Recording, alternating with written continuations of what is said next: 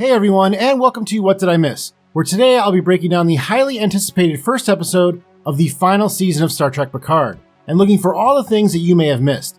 These videos will just be me being a nerd and looking for every Easter egg I can find, but if you would like to hear my review of this episode as well, make sure to check out my brand new podcast, WDIM News, that I release on Monday mornings. The name of this episode is The Next Generation, which is an obvious reference to the return of most of the original main cast from Star Trek The Next Generation this season. The font and coloring used in the title cards is very similar to the one used in the Next Generation series, as well as many films from that era. This is also the first Star Trek series to take us into the 25th century, with the series Star Trek Enterprise beginning in the 22nd century and most of the others taking place in the 23rd and 24th centuries, Star Trek Discovery being the exception, as that crew is currently in the 32nd century.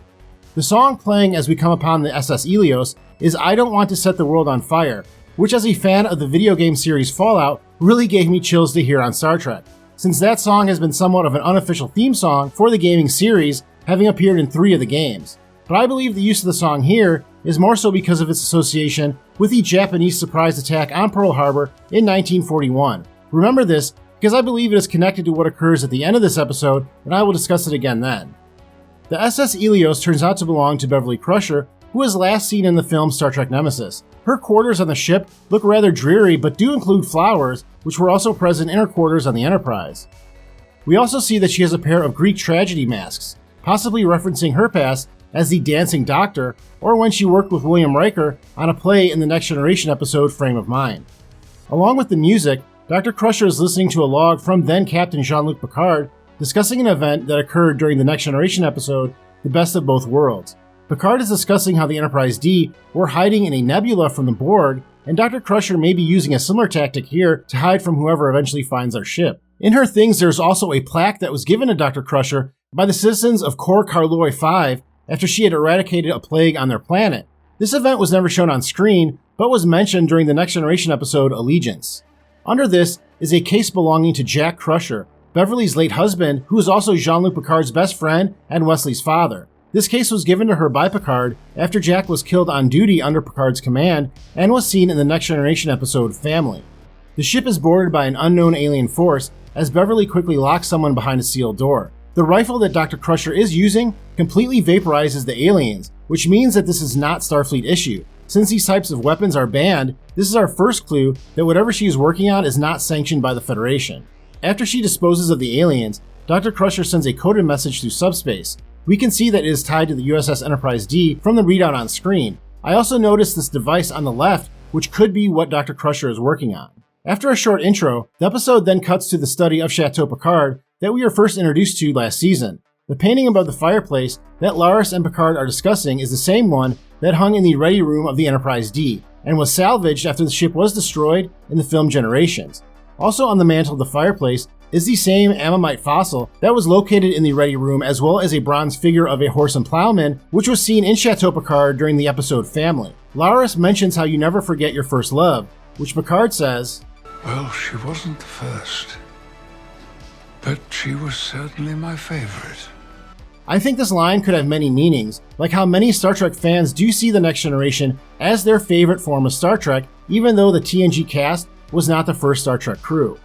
While talking about his past, Picard picks up the Resican flute. This may be all that remains of the culture of Catan, which Picard experienced firsthand after his mind was taken there by a probe during the events of the Next Generation episode The Inner Light. Later, Picard is sitting in his study, listening to the same song as early in the episode, I Don't Want to Set the World on Fire. I thought it was pretty cute when we find out later that this song was part of a mixtape that Picard sent her, since mixtapes were very popular in the late 90s when The Next Generation originally aired. Picard receives the coded message from Beverly and is able to discern it using an old code from the Enterprise. The authorization code he uses, Picard 47 Alpha Tango, is the same one he uses in the film First Contact. Authorization Picard 47 Alpha Tango. The use of the number 47 is also very common in Star Trek since the days of The Next Generation and can be traced back to a writer on the show, Joe Menosky. When Picard sits down to hear the message, we see 2 more relics from his past. Over his chair is a tapestry given to him in the episode Who Watches the Watchers, and the figure on his desk is the Kurlan Naskos given to Picard by his mentor of archaeology in the episode The Chase. Picard then shows the message to Laris for her perspective. Laris is a very complicated character with ties to Romulan intelligence who started as Picard's housekeeper in the first season but became close to him after her husband's death. The actress who plays Laris also played a different character in the second season of Picard, but I do not believe that these two characters have any real connection. After they decide that Picard must go and help Beverly, we find William Riker sitting at the bar introduced in the last season, 10 Forward Avenue. This establishment is owned by Guinan, who was also a part of the cast of Picard last season and a member of the cast of The Next Generation. The current bartender references an event known as Frontier Day, which has not been mentioned before on Star Trek, but since they state that this is the 250th anniversary of Frontier Day, it makes me think that it is somehow tied to the launch of the NX Enterprise under Jonathan Archer. Picard catches Riker up on what is going on, and Riker recalls how they came up with the Myriad Codex while on a mission to Rigel 7. Rigel 7 is, I believe, the first planet ever revealed on a Star Trek episode, as it was mentioned during the opening of the pilot episode of Star Trek titled The Cage. Picard repeats the word Hellbird and states that he has no memory of it, but Riker quickly recognizes it as a computer virus that the ship encountered while Picard was assimilated by the Borg in the episode The Best of Both Worlds.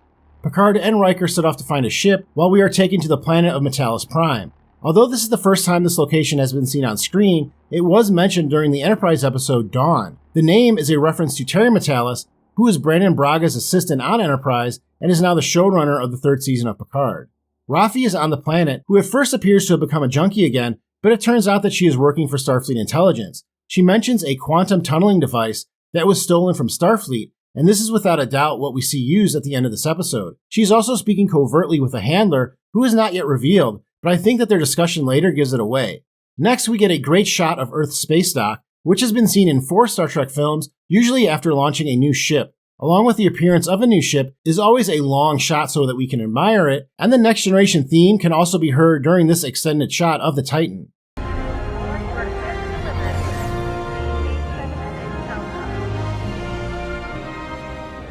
When they arrive on the Titan, they are greeted by the ship's first officer, who we know as Seven, but she introduces herself as Annika Hansen. Annika Hansen was her name before she was abducted by the Borg at a young age and then given the designation 7 of 9. She continued to use the name 7 even after she was freed from the Borg by Captain Janeway and the crew of the Voyager. By requiring 7 to use the name Annika Hansen, a name that she does not feel represents her, the captain of the Titan is doing something very real that is called dead naming, which is something that people in the transgender community and others have to face. The Titan has crew members from many Federation races, such as the Orion, the Vulcans, the Tellarites, the Trill, a Bajoran, a Halean, and I believe even a Saurian. At the helm of the Titan is Sydney LaForge, the daughter of Geordi LaForge. While Geordi is mostly known as a miracle worker chief engineer, he started out on the Enterprise at the helm as well during the show's first season. Coincidentally, in the alternate future shown in the finale of The Next Generation, titled All Good Things, Sydney is also the name of one of LaForge's daughters. 7, or Annika, then brings them to see the captain of the Titan, Liam Shaw. He is played by Todd Stashwick, who is known for many roles, but mainly for his role on the series 12 Monkeys, which Picard showrunner Terry Metalis also created.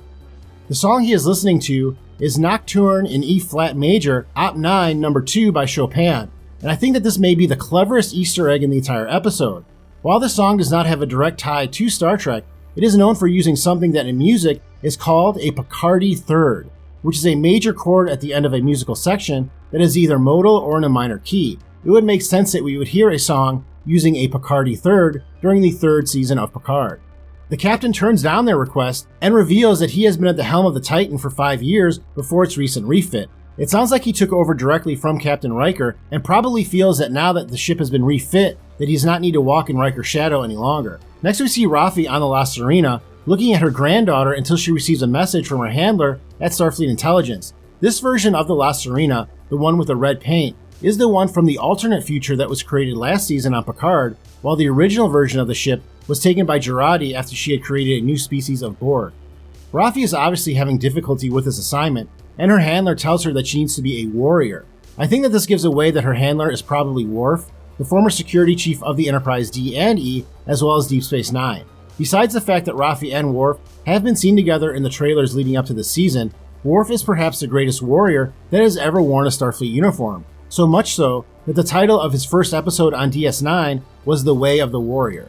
It also looks like the badge shown on the screen when they make contact is the black badge used by Section 31 on the series Discovery, which could mean that this is the branch of Starfleet intelligence that both Raffi and Worf are working for. Their mission is nicknamed Daybreak, which refers to items that have been stolen from the Daystrom Institute. The Daystrom Institute is a Federation institution responsible for most of the Federation's research into different areas of scientific study. In the first season of Picard, it was revealed that B4, as well as the work of his and Data's creator, Nguyen Soon, was being kept there. Back on the Titan, Picard and Riker are confronted by Seven as she demands that they tell her what they are doing on the ship. Seven states that it was Picard as well as Admiral Janeway that convinced her to return to Starfleet after the events of the second season. During that season, Seven revealed that she was not allowed to enter Starfleet after the Voyager returned to Earth due to her former status as a member of the Borg. Seven decides to disobey her captain and takes the ship to the Righton system. She also gives Picard and Riker access to a shuttle before the captain understands what is going on. On the La Sirena, Raffi continues to try to understand who the Red Lady could be until she eventually ties it to the red statue of the former captain of the Enterprise C, Rachel Garrett. Rachel Garrett was not only the captain of the Enterprise that preceded Jean-Luc Picard, but she was also responsible for the eventual peace between the Klingons and the Federation that prevented all-out war between the two, events that were shown in the Next Generation episode, Yesterday's Enterprise. Also in the upper left-hand portion of the screen is a shot of the USS Voyager B, the refit of the Voyager from the series, which is being decommissioned along with the USS Enterprise F, which can be seen on the right-hand portion of the screen. Just as the La Sirena arrives at the target, the building is destroyed. It looks like a black hole is created underneath the building and then created again above it as the building falls down to the ground below. This surprise attack mirrors the one that Japan initiated on the United States at Pearl Harbor in 1941, since at this point the Federation does not believe they're at war with anyone, much like how the United States had not yet entered the Second World War before that attack. In space, Picard and Riker are able to find the Helios and board it looking for Dr. Crusher. Using the sensors, they also see that there's another person on the ship with her and that there has been a phaser fight. The other person reveals themselves to be the son of Beverly Crusher as the episode ends with a huge ship approaching the Titan.